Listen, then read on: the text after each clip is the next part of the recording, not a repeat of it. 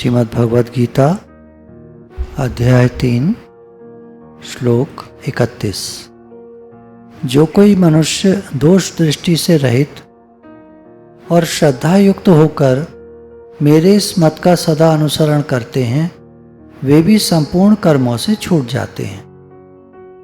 परंतु जो मनुष्य मुझ में दोषारोपण करते हुए मेरे इस मत के अनुसार नहीं चलते हैं, उन मूर्खों को तो संपूर्ण ज्ञानों में मोहित और नष्ट हुए ही समझ। सभी प्राणी प्रकृति को प्राप्त होते हैं, अर्थात अपने स्वभाव के परवश हुए कर्म करते हैं। ज्ञानवान भी अपनी प्रकृति के अनुसार चेष्टा करता है, फिर उसमें किसी का हट क्या करेगा। जो भी ज्ञान बताया गया उसमें दोष न रखे, ये क्या, ठीक है, गलत है, ऐसे दोष दृष्टि नहीं रखे।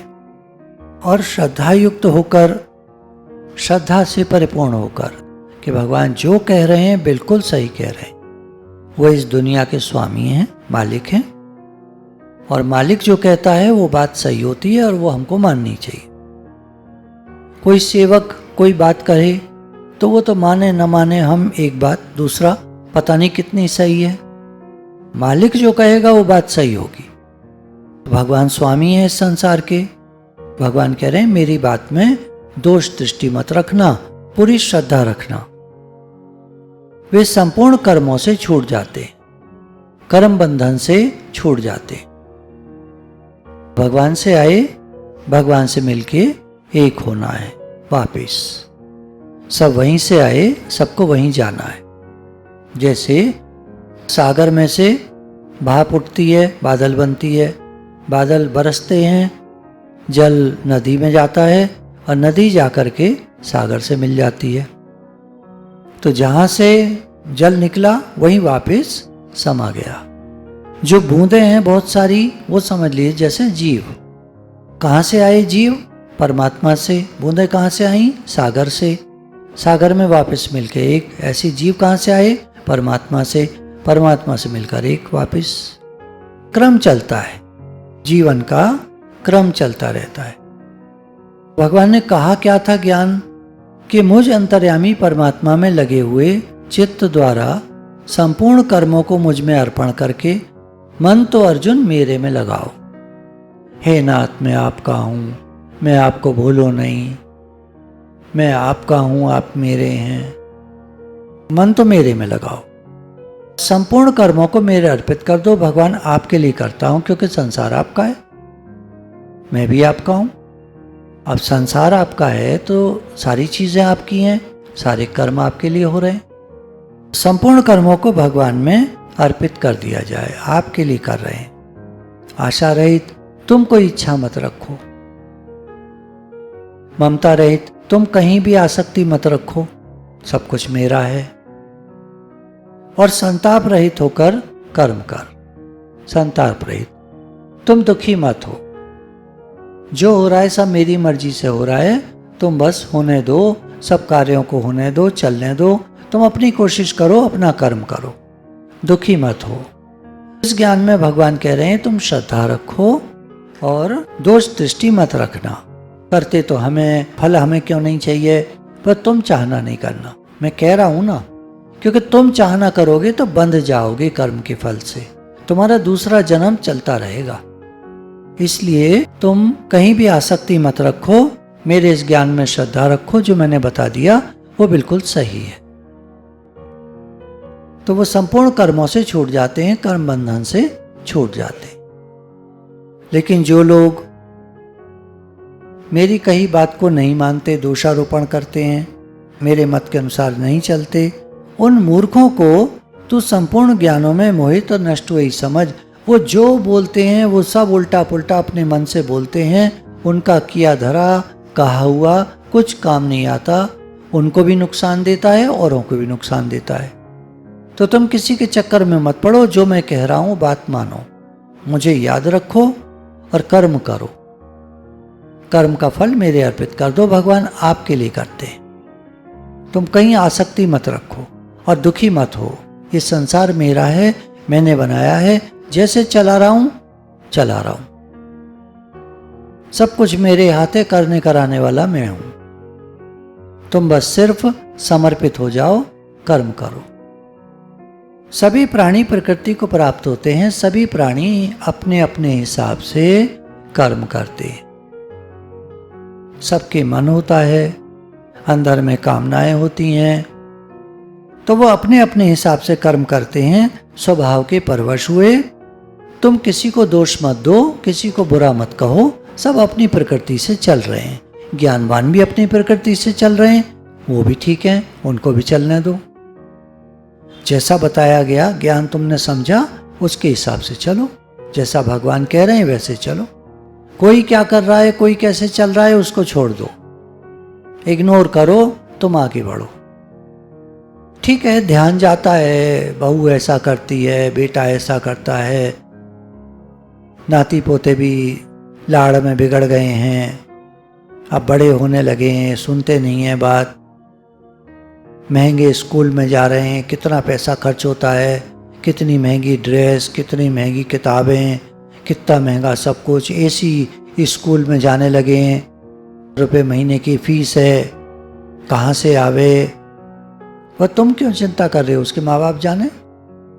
तुमने और आसक्ति कर ली, ममता कर ली, अपने बेटा बहू से तो छूटे नहीं, उनके बच्चों में और फंस गए। यह आमतौर पे देखा जाता है। भरत जी सबको छोड़ आए, राजा भरत, और हिरण के मोह में फंस गए। अपने नाती पोतों को याद करने लगे, वो भी ऐसी होते तो मैं उनको ऐसी खिलाता। काहे को छोड़ाए फिर। सबक हम लोगों के सीखने के लिए। इतिहास किस लिए होता है? सीखने के लिए। क्या गलतियां हमारे पूर्वजों ने की वो हम ना करें। तो जो मोह ममता आसक्ति उन्होंने कर ली वो हम ना करें। अच्छा, सब प्राणियों के मन में कामनाएं होती हैं। अब कामनाएं कितने प्रकार की होती हैं, थोड़ा व्याकरण देख लें। मनुष्यों में 4 तरह की चाहना, कामना हुआ करती है। 4 तरह की। एक धन की, पैसे की कामना होती है ना, सबको होती है। फिर दूसरी धर्म की, वो सबके अंदर होती है, कुछ अच्छा काम करें। तीसरी भोग की, और चौथी मोक्ष की। बहुत सारे प्राणियों को छूटने की इच्छा हो जाती है इस जगत जंजाल से। अब पहला देखते हैं धन की कामना। इसको अर्थ की कामना कहते हैं। अर्थ, धर्म, अर्थ, काम, मोक्ष, ये 4 पुरुषार्थ हैं। धन को अर्थ कहते हैं। ये 2 तरह का होता है, स्थावर और जंगम, मूवेबल, इमूवेबल। 2 तरह की प्रॉपर्टीज होती हैं। स्थावर हैं गाय, भैंस, घोड़े, कार, सोना, चांदी, जमीन, जायदाद, दुकान, एफडीज आदि स्थावर है। ये टिकने वाले हैं, इनको अदला बदली बहुत जल्दी जल्दी नहीं कर सकते आप। जैसे पैसे को तो आप अभी खर्च किया, अभी ये किया, अभी वो किया, इधर डाला, ये किया, वो किया, वो मूवेबल है, जंगम है। लेकिन जो सोना चांदी भी है वो काफी समय तक लोग रोक के रखते हैं, जब तक मजबूरी ना आ जाए तब तक नहीं बेचते।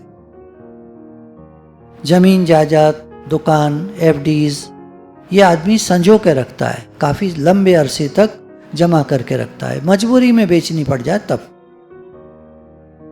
जंगम दुनिया भर की चीजें खरीदते हैं ना, TV, mixie, geyser, cooler, heater, washing machine और फलाना ढिमाका, ये दुनिया भर की चीजें, ये सब जंगम चीजें हैं, चला फिरी वाली। अभी हैं, अभी नहीं है, खराब हो गई, टूट फूट गई, फेंक दी, नहीं ले आए। तो ये अर्थ जो है 2 तरह का होता है, स्थावर, जंगम, ये बताया। फिर दूसरा है धर्म।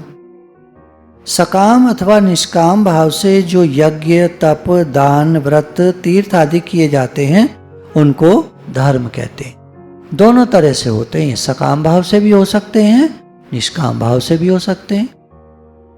हम जरूरतमंदों को पैसा देते हैं, मान लीजिए निष्काम भाव से देते हैं, हमारे पास पैसा है, हम क्या करें उसका, भाई जरूरतमंदों को दे दो, तो निष्काम भाव से दे दिया। एक होता है कहते हैं हम देंगे तो लौट के हमें मिलेगा, तो सकाम भाव से। कैसे भी किया जाए, ये जो यज्ञ, तप, दान, व्रत, तीर्थ आदि किए जाते हैं उनको धर्म कहते हैं। ये धर्म का काम है। सकाम भाव से कर रहा है, निष्काम भाव से कर रहा है, वो उसका फल अलग मिलेगा। पर हैं ये धर्म के काम, करने चाहिए। यज्ञ, देना रूप क्रिया जो भी है वो सब यज्ञ के अंतर्गत आती। तप, जो भी तप किया जाए। दान, किसी भी तरह किसी को कुछ देना दान। व्रत, अपने लिए उपवास वगैरह रखना, कोई व्रत नियम लेना, ये सब धर्म का काम है।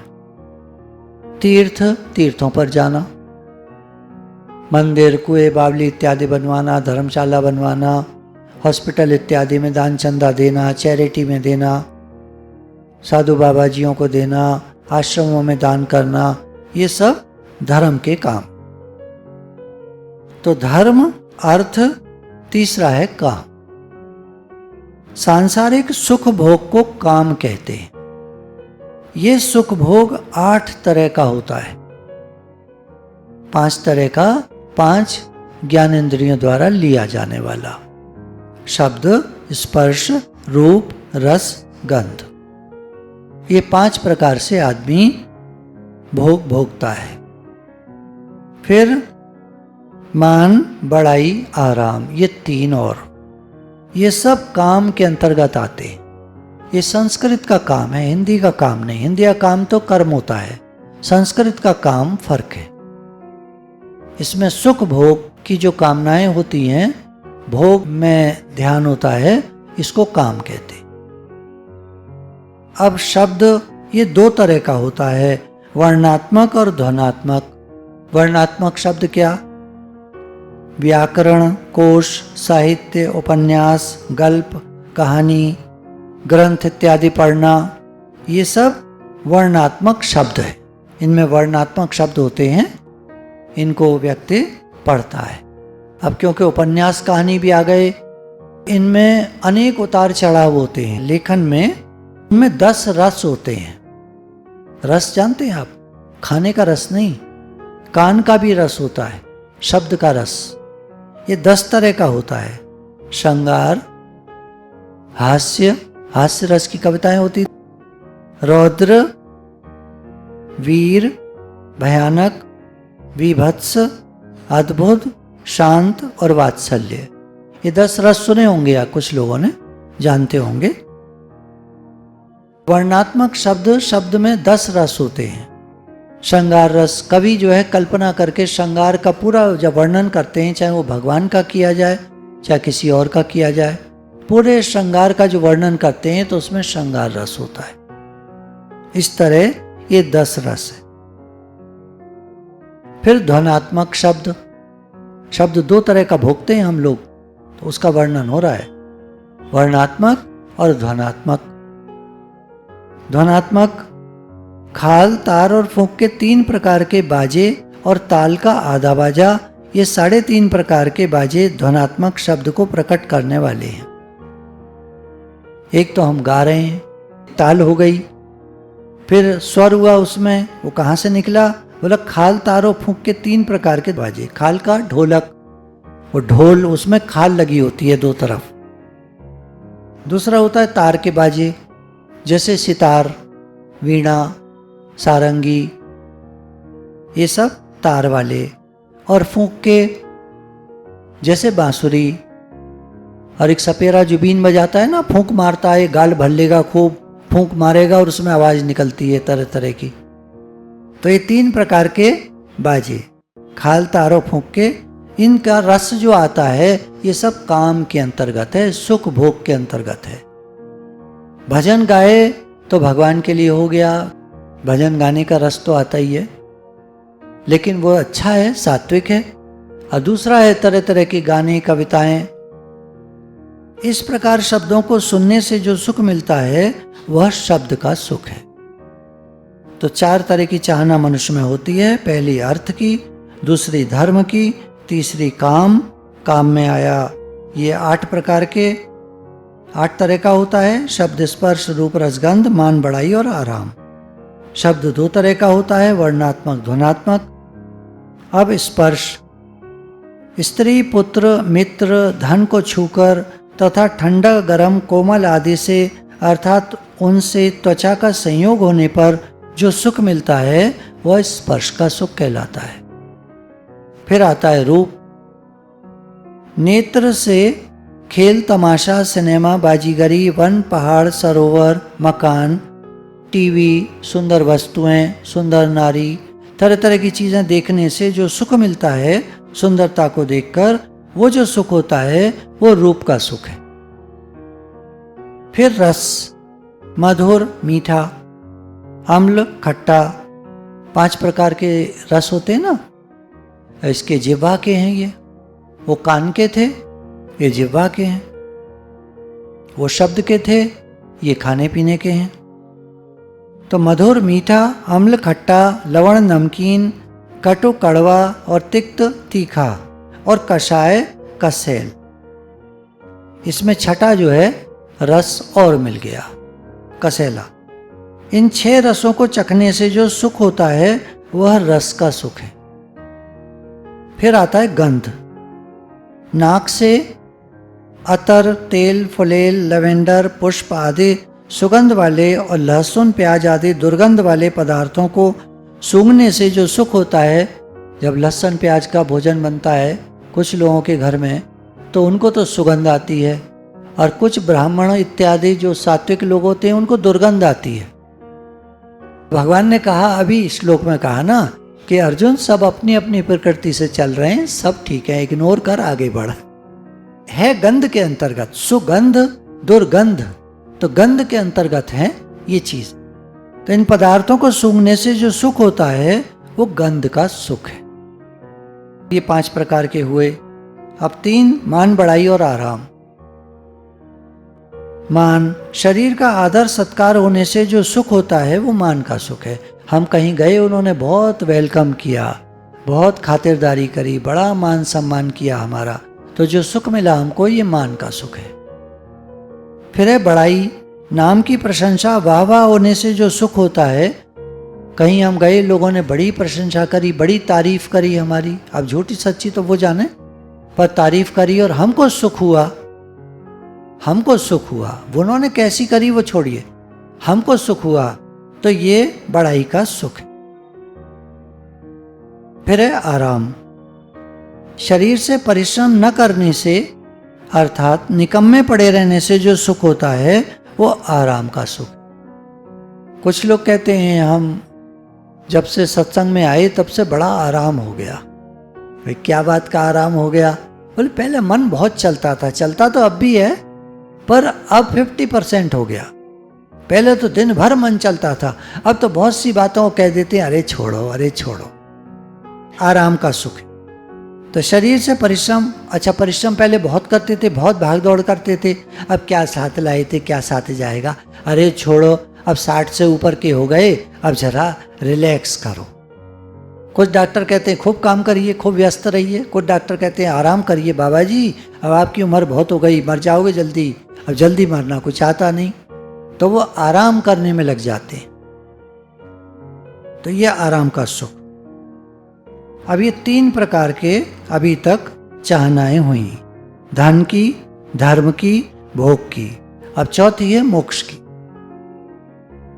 जब हम गुरु के पास आते हैं, गुरु के पास आए बिना मोक्ष की कामना होती नहीं है नॉर्मली, बस वैराग्य आता है संसार से। कुछ ऐसा हो गया जिससे कि वैराग आया, मन हटा संसार से, खराब लगा, जो भी हुआ जीवन नीरस जान पड़ा, सब कुछ बेकार है, क्या रखा है, सब बकवास है, अब क्या करोगे?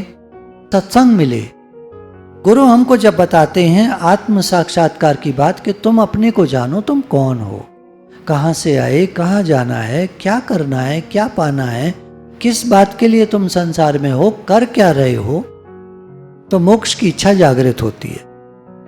मोक्ष में जो चीजें आती हैं वो है आत्म साक्षात्कार, तत्व ज्ञान, कल्याण की बात, उद्धार, मुक्ति, भगवत दर्शन, भगवत प्रेम आदि का नाम मोक्ष है।